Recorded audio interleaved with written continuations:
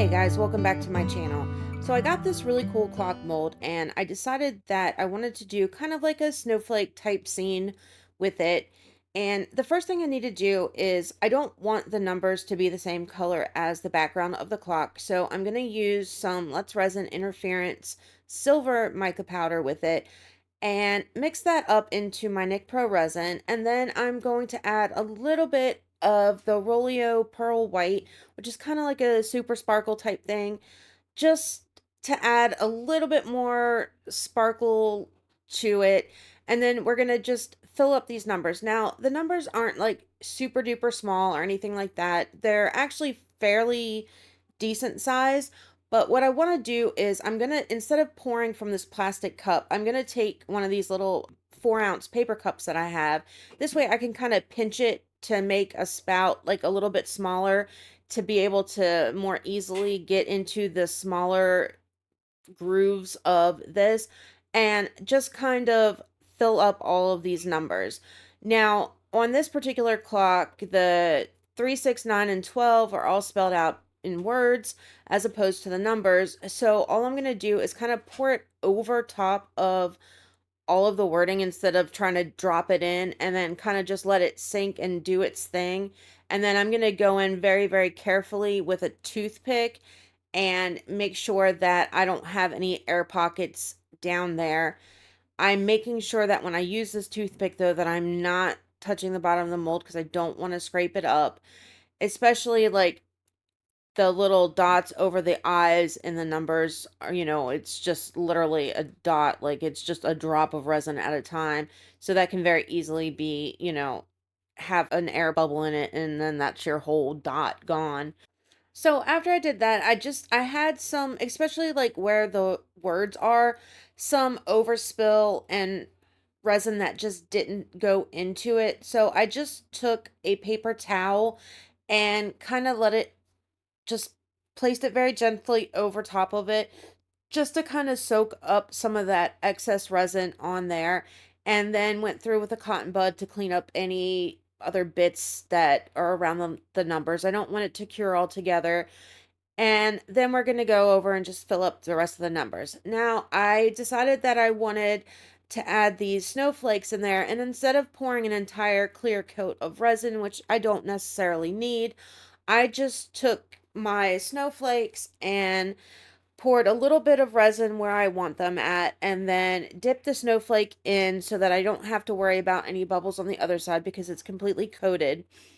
And I'm just going to stick them face down onto this mold in the positions that I want them, just to have that extra bit of extra in there.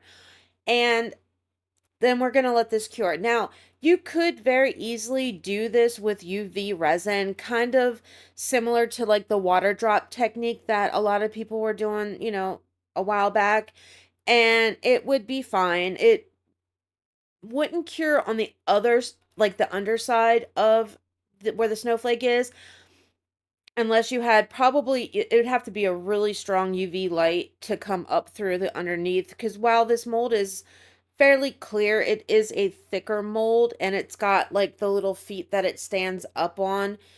So it could probably be done. I don't necessarily really care for using UV resin.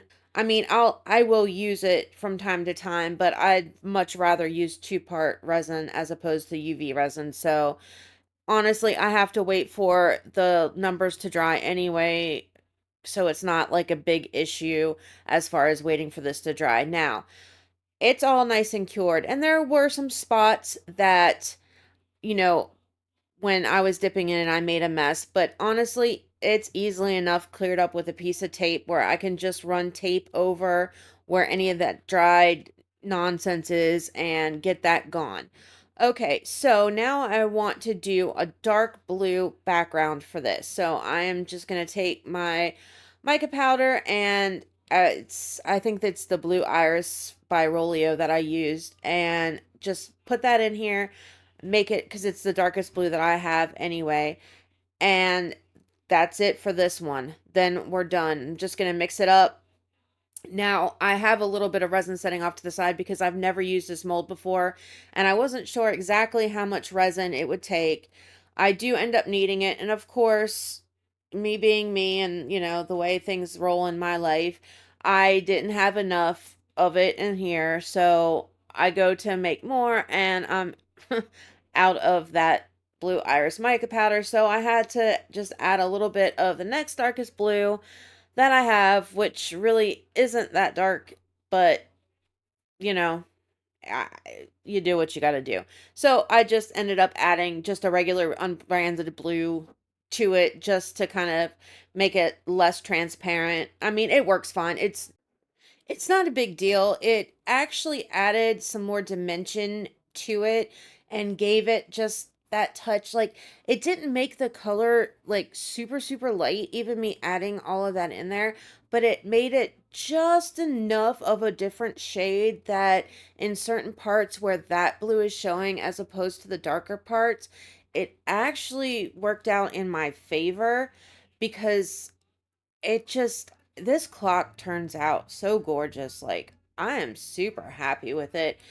It's beautiful, and just that different tone variations in the blue just did something to it, even more so than the trays, those cookie trays that I made a couple of videos back. Like, this was just really cool. And I love here in a minute when I heat it up with the heat gun because I'm, going around the corners and stuff with my dotting tool right now just to make sure there's no air bubbles trapped, being very careful not to loosen up any of those snowflakes that I have. But watch, I love how the color changes when I use the heat gun here. Like, look at that. That's kind of cool. It's just, I don't know, there's something satisfying about it anyway. And that's pretty much it for this part right here. I'm just going to go over this really well and we're going to let it cure. And now here we are, and this baby is all dry. Now it's time to look at it and see what we've got. And it's very easy to demold too. I wasn't sure how it was going to be with the letters and stuff, but it turns out really, really cool. Like, I like it a lot, but I'm not done.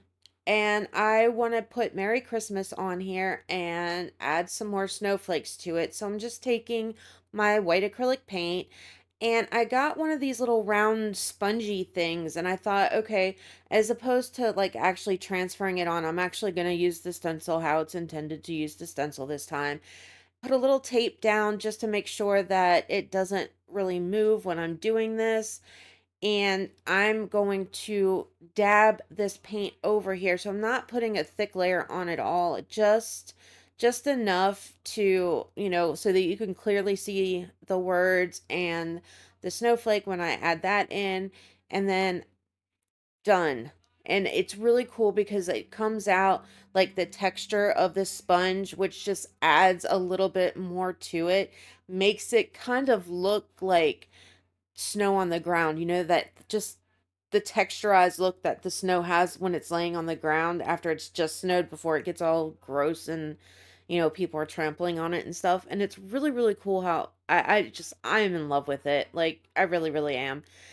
So there's that, but this wasn't good enough for me. I decide, all right, I know I've got the little guys in here, but I want a bigger one in here too. So I'm going to add this big snowflake, just half of it though. One reason, because I don't want to mess up the words that I just did, and I'm being impatient. I don't want to have to wait for it to dry to put the whole thing on there. So I just kind of put it on kind of off centered a little bit, halfway off of the clock, and just apply it. Really easy, really fast. Again, not using a lot. It's not a thick layer of paint at all on this, so it will dry fairly quickly for me.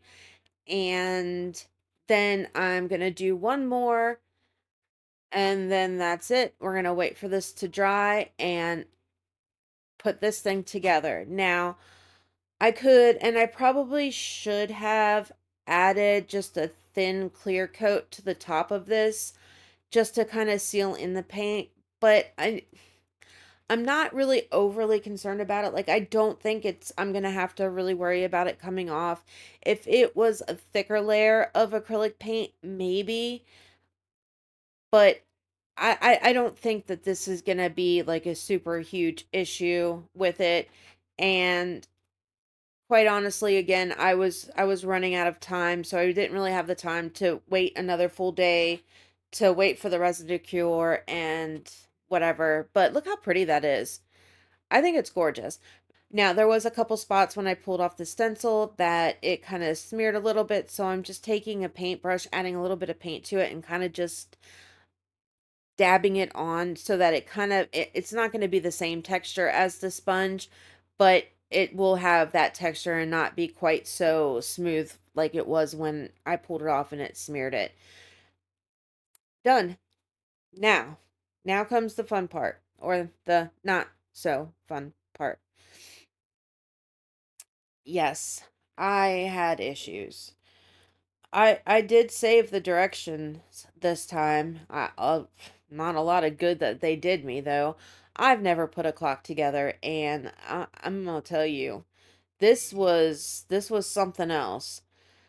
I yeah, I'm just gonna the directions weren't very clear. Like, sure, it said, okay, put this hand in, put the hour hand in, then put the minute hand, then put the second hand, but it didn't really tell you, hey, you've got to like push like your life depended on it to get the damn hands to go into where they're at, and they're so thin. I mean, you can sneeze and these things are gonna bend. And I was scared that I was gonna break them, and I fooled with this. Like, this was such a struggle to do. I fooled with this I don't know how long, thinking, what am I doing wrong? I can't, this won't go in. Just kind of set them on there, and I'm like, well, this isn't working. Like, they're just flopping all over the place. And I didn't know what I was doing wrong. So it took me a good long while, probably the better part of 20 minutes to figure it out. I did get there in the end. A lot of struggle. The clock nearly beat me, but I did get it. If you've never put a clock together before, yeah, it's fun. And I don't know, maybe it's the one that I got, or if they're all like this, I really don't know. But as thin as these pieces are, like, I was really seriously worried that I was gonna break them and then they would just be ruined. But anyway, it is what it is, and it's together and it's gorgeous. So, as I wrap this up, I just want to thank you guys for watching. I hope you enjoy it. Maybe get a laugh at my struggle. And I will see you guys in the next one. Like, subscribe, share, all that good stuff. Wait for the glamour shots. It's gorgeous. All right, guys. I will see you in the next one. Love ya.